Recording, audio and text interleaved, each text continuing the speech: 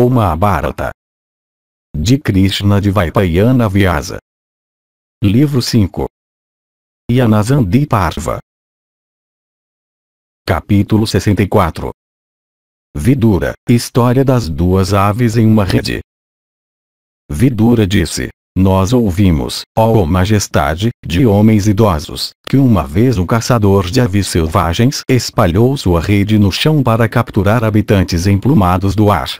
E naquela rede foram apanhadas ao mesmo tempo duas aves que viviam juntas. E erguendo a rede, as duas criaturas aladas se ergueram juntas no ar. E vendo-as se erguerem ao céu, o caçador, sem ceder ao desespero, começou a segui-las na direção em que elas voavam. Naquele momento, um asceta que vivia em um eremitério próximo, que tinha terminado suas orações matinais, viu o caçador correndo daquela maneira, esperando ainda prender as criaturas emplumadas.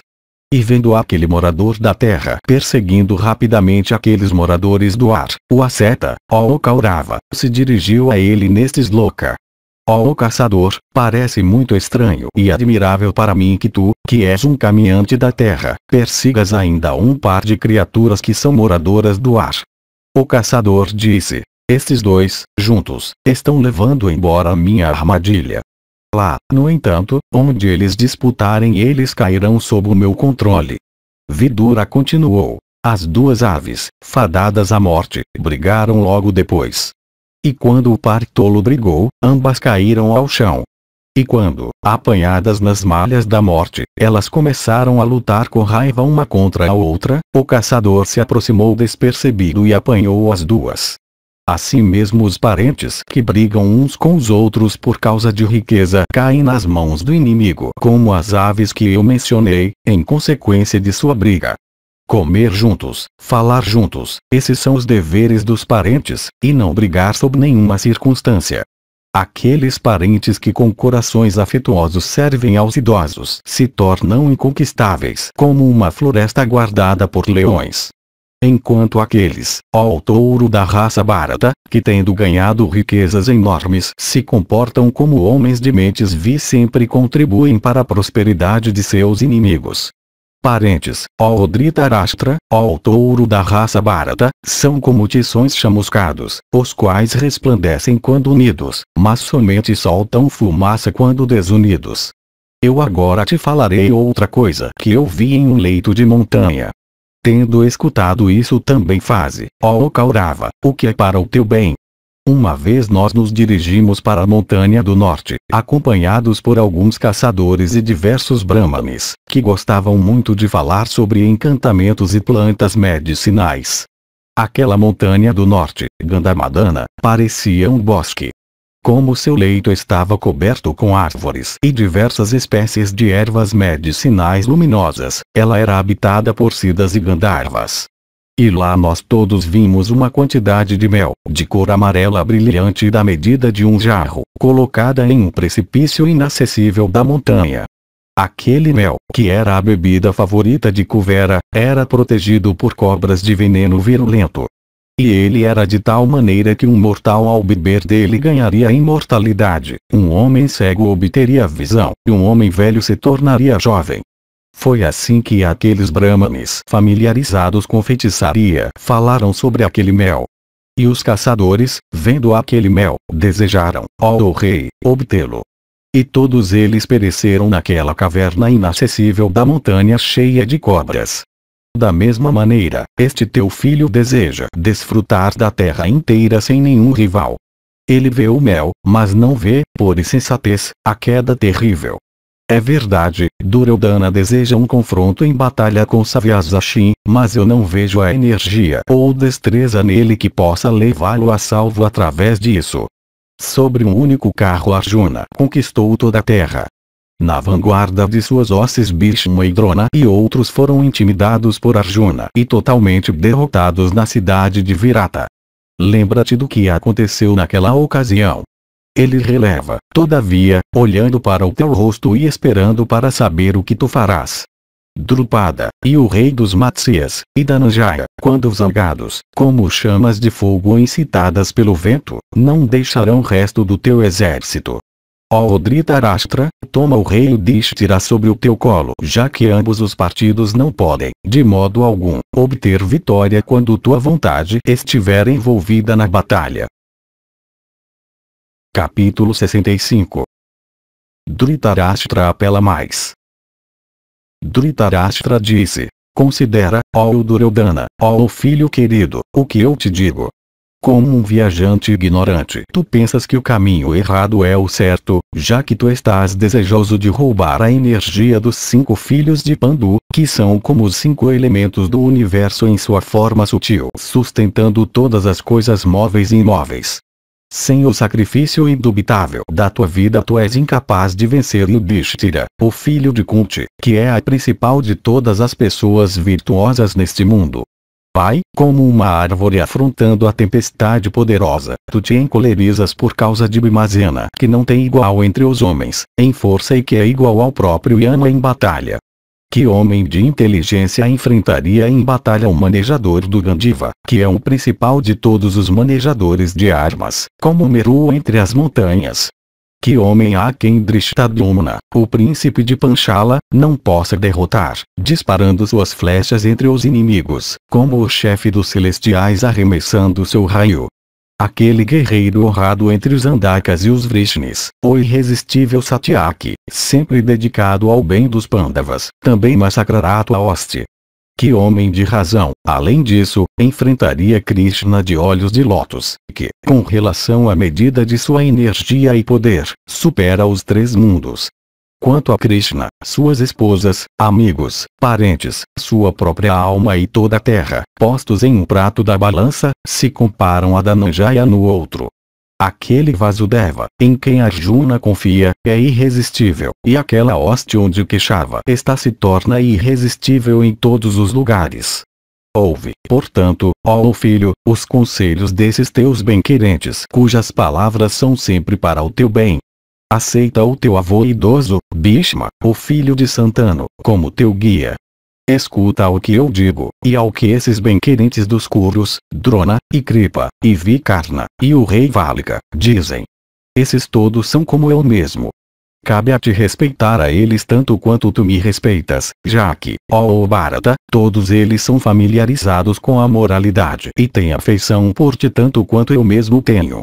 O pânico e a derrota, diante dos teus olhos, na cidade de Virata, de todas as tuas tropas com teus irmãos, depois da rendição do rei, de fato, aquela história extraordinária que é ouvida de um combate naquela cidade entre um e muitos, é prova suficiente, da sabedoria do que eu digo.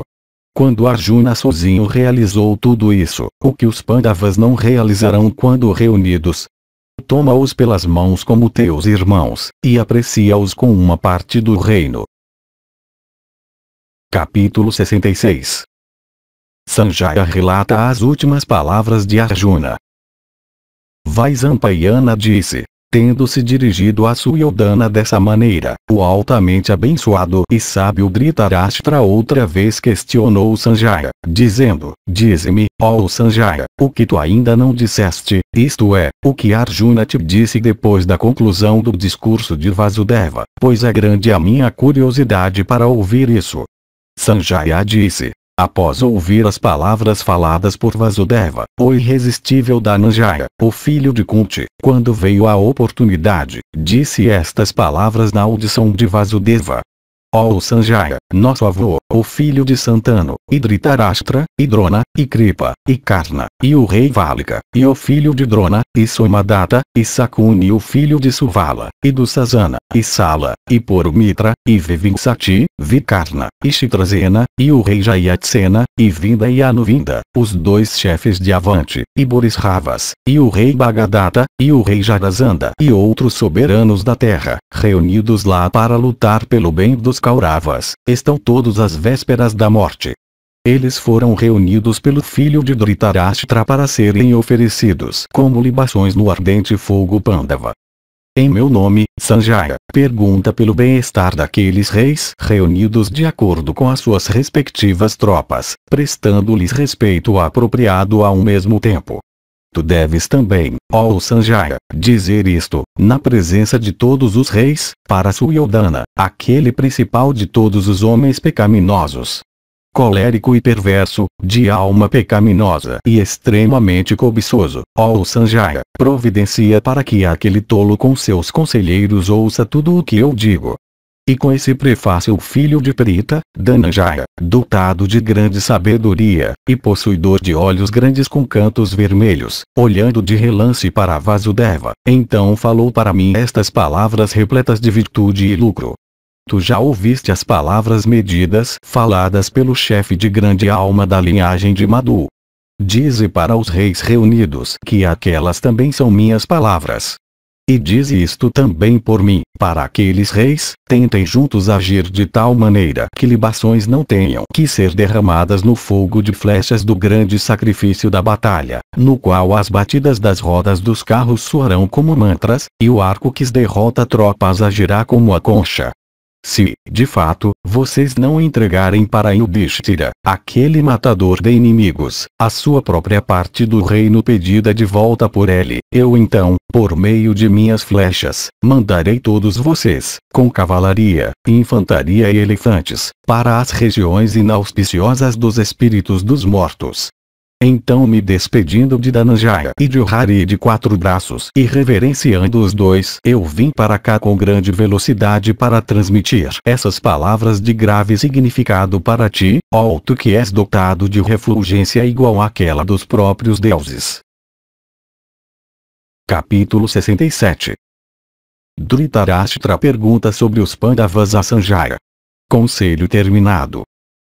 Vaisampayana disse: quando Duryodhana, o filho de Dhritarashtra, mostrou pouca consideração pelas palavras faladas por Sanjaya, e quando o resto permaneceu silencioso, os reis reunidos se levantaram e se retiraram. E depois que todos os reis da terra tinham se retirado, o rei Dhritarashtra, que sempre seguia os conselhos de seu filho por afeto, desejando sucesso para os reis reunidos, começou a perguntar em segredo a Sanjaya acerca da resolução do seu próprio partido, e dos Pandavas que eram hostis a ele. E Dhritarashtra disse: dize-me realmente, ó filho de Gavalgana, em que consiste a força e fraqueza da nossa própria hoste. Minuciosamente familiarizado como tu és com os assuntos dos Pandavas, conta-me no que se encontra sua superioridade e no que sua inferioridade. Tu conheces completamente a força de ambos os partidos. Tu conheces todas as coisas, e és versado em todas as questões de virtude e lucro. Perguntado por mim, ó Sanjaya, fala qual dos partidos, quando engajado em batalha, perecerá. Sanjaya disse: eu não direi nada para ti em segredo, ó rei, pois então tu poderás nutrir ressentimentos por mim. Traze aqui, ó Ajamida, teu pai Vyasa de votos sublimes e tua rainha Gandhari. Familiarizados com moralidade, de percepção aguçada, e capazes de chegar à verdade, eles removerão quaisquer ressentimentos que tu possas nutrir contra mim. Na presença deles, ó rei, eu te direi tudo acerca da força de Keshava e Partha. Vaisampayana continuou: assim abordado, Dhritarashtra fez ambos, Gandhari e Vyasa, serem levados lá. E introduzidos por Vidura, eles entraram na corte sem demora. E compreendendo as intenções de Sanjaya e seu filho, Krishna de Vaipayana, dotado de grande sabedoria, disse: fala, ó Sanjaya, para o questionador Dhritarashtra tudo o que ele deseja saber. Dize a ele realmente tudo o que tu sabes sobre Vasudeva e Arjuna. Capítulo 68. Sanjaya fala de Krishna. Sanjaya disse: aqueles arqueiros adoráveis, Arjuna e Vasudeva, que são perfeitamente iguais um ao outro em relação à sua natureza divina, nasceram por sua própria vontade. Ó Senhor, o disco possuído por Vasudeva, de energia abundante, ocupa um espaço de 5 cúbitos completos em diâmetro, é capaz também de ser arremessado no inimigo, em formas grandes ou pequenas, segundo a vontade do próprio manejador, e ele depende de ilusão. Sempre notável por sua refulgência, ele é invisível para os curos, e em averiguar a força ou fraqueza dos Pandavas, aquele disco oferece a melhor base. De fato, aquele descendente da família de Madu, dotado de grande poder, venceu com esforço e em aparente brincadeira os formidáveis Naraka e Samvara e Kansa e Sisupala, o chefe dos Shedis. Possuidor de divindade e de alma superior a tudo, aquele mais sublime dos seres masculinos pode, só por sua vontade, trazer a terra, firmamento e céu sob seu controle. Tu me questionaste repetidamente, ó rei, acerca dos Pandavas para saber sua força e fraqueza. Escuta agora tudo isso em resumo. Se o universo inteiro for colocado em um prato da balança e Janardana no outro, mesmo então Janardana terá mais valor do que o universo inteiro. Janardana, à sua vontade, pode reduzir o universo a cinzas, mas o universo inteiro é incapaz de reduzir Janardana a cinzas. Onde quer que haja veracidade, onde quer que haja virtude, modéstia, simplicidade, lá mesmo está Govinda. E onde Krishna estiver o êxito estará. Aquela alma de todas as criaturas, o mais sublime dos seres masculinos, Janardana, guia, como se em diversão, a terra inteira, o firmamento e o céu. Fazendo dos Pandavas os meios indiretos, e encantando o mundo inteiro, Janardana deseja destruir os teus filhos perversos que são todos viciados no pecado. Dotado de atributos divinos, Keshava, pelo poder de sua alma faz a roda do tempo, a roda do universo, e a roda do Yuga girar incessantemente. E eu te digo realmente que aquele ser glorioso é sozinho o Senhor do tempo, da morte, e deste universo de objetos móveis e imóveis. Aquele grande asceta Hari, embora seja o Senhor do universo inteiro, contudo se dirige ele mesmo para o trabalho, como um humilde operário que cultiva os campos. De fato, Keshava iludia a todos pela ajuda de sua ilusão. Aqueles homens, no entanto, que alcançaram a ele não são enganados. Capítulo 69. Dhritarashtra recomendado no caminho da salvação. Vyasa presente. Dhritarashtra disse: como tu, ó Sanjaya, és capaz de reconhecer Madhava como o Senhor Supremo do Universo. E como é que eu sou incapaz de reconhecê-lo como tal? Dize-me isso, ó Sanjaya. Sanjaya disse: ouve, ó rei. Tu não tens conhecimento, ao passo que o meu conhecimento não sofreu diminuição. Aquele que não tem conhecimento e está envolto pela escuridão da ignorância não conhece Keshava. Ajudado pelo meu conhecimento, ó majestade, eu conheço um matador de Madu como a união do grosseiro, do sutil e da causa, e que ele é o criador de tudo, mas é ele mesmo incriado, e também que, dotado de divindade, é ele de quem tudo se origina e é para ele que todas as coisas retornam. Dhritarashtra disse: ó filho de Gavalgana, qual é a natureza dessa fé que tu tens em Janardana e pela qual tu identificas o matador de Madu como a união do grosseiro, do sutil e da causa?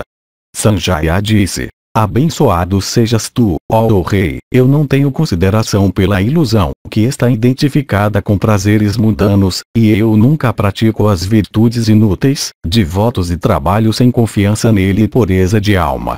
Tendo obtido pureza de alma através da fé, eu conheci Janardana a partir das escrituras. Dhritarashtra disse: ó Duryodhana, busca a proteção de Janardana, também chamado Rishikesa. Ó filho, Sanjaya é um dos nossos amigos mais fidedignos. Procura refúgio com Keshava. Duryodhana disse: se o divino filho de Devaki, unido em amizade com Arjuna, fosse matar toda a humanidade, eu não poderia, mesmo então, me submeter a Keshava. Dhritarashtra disse: este teu filho de mente má, ó Gandhari, está decidido a afundar em miséria. Invejoso, de alma pecaminosa, e vaidoso, ele despreza as palavras de todos os seus superiores.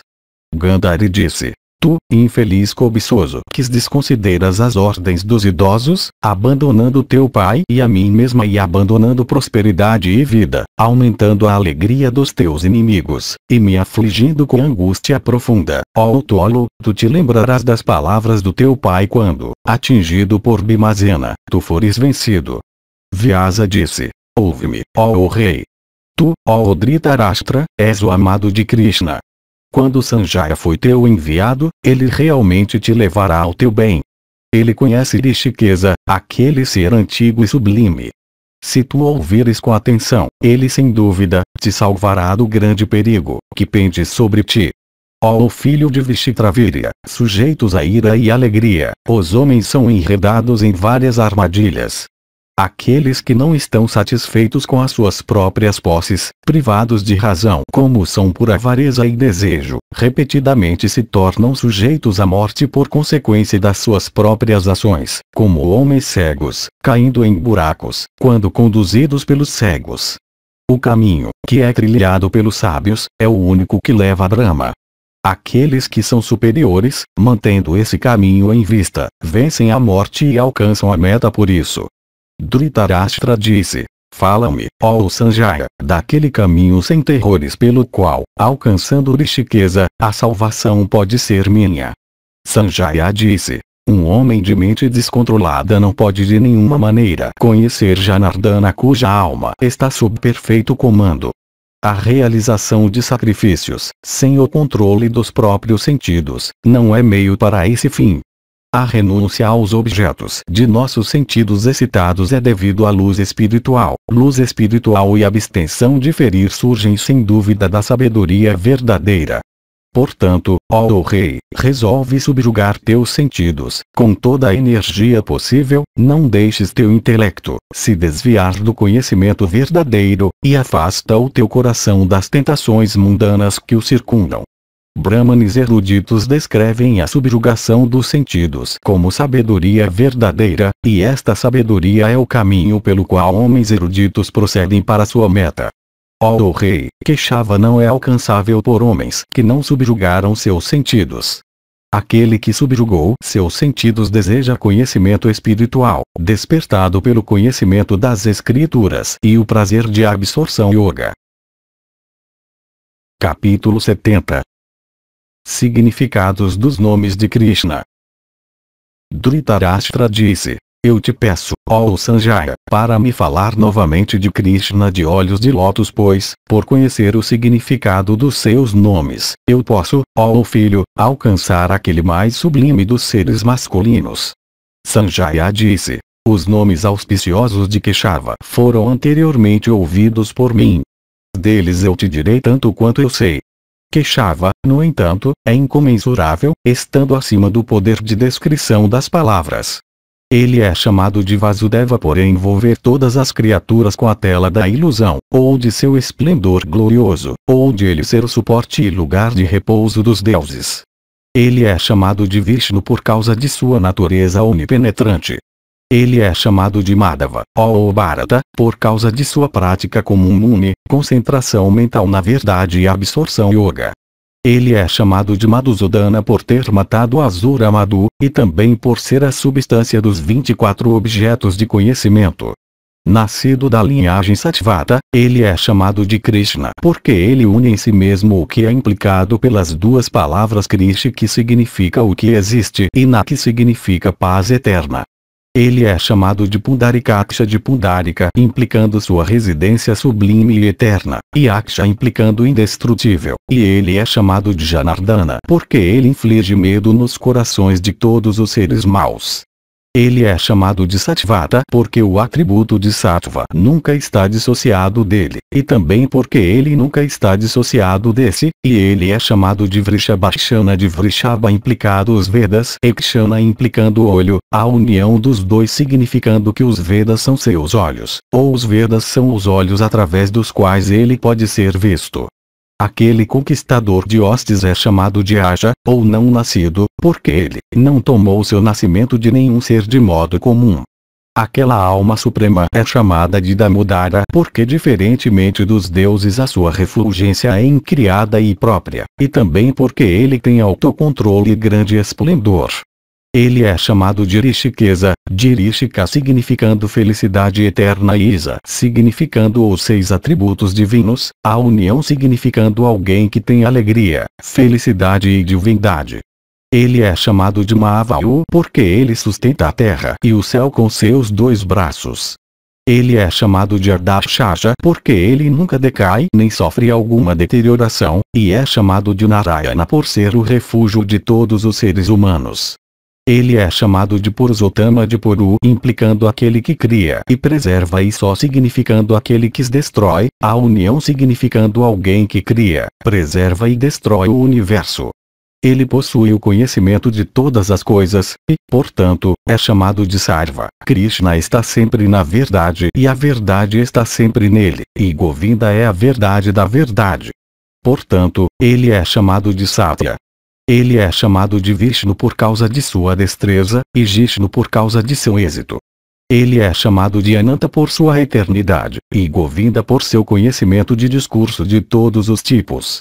Ele faz o real aparecer como o real e assim ilude todas as criaturas. Possuidor de tais atributos, sempre dedicado à justiça, e dotado de divindade, o matador de Madhu, aquele poderosamente armado livre de decadência, virá para cá para impedir o massacre dos Kuros. Capítulo 71. Dhritarashtra procura refúgio em Krishna.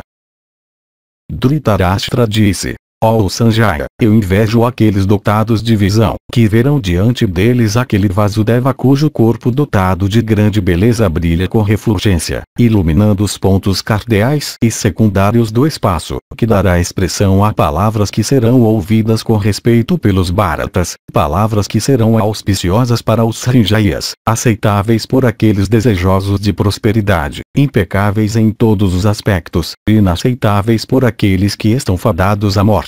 Que é cheio de resoluções elevadas, eterno, possuidor de heroísmo inigualável, que é o touro dos Yadavas e seu líder, e que é o matador e inspirador de temor de todos os inimigos, e que é o destruidor da fama de todo inimigo.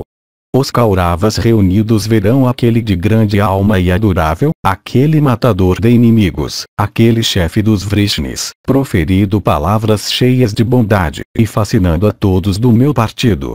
Eu me ponho nas mãos daquele eterno, aquele rishi dotado de autoconhecimento, aquele oceanos de eloquência, aquele ser que é facilmente alcançável por ascetas, aquela ave chamada Arishta provida de asas belas, aquele destruidor de criaturas, aquele refúgio do universo. Aquele de 1000 cabeças, aquele criador e destruidor de todas as coisas, aquele antigo, aquele sem início, meio ou fim, aquele de realizações infinitas, aquela causa da semente primordial, aquele não nascido, aquele ser da eternidade, o mais sublime dos sublimes, criador dos 3 mundos, aquele criador de deuses, asuras, nagas, e rakshasas, a principal de todas as pessoas eruditas e soberanos de homens, aquele irmão mais novo de Indra,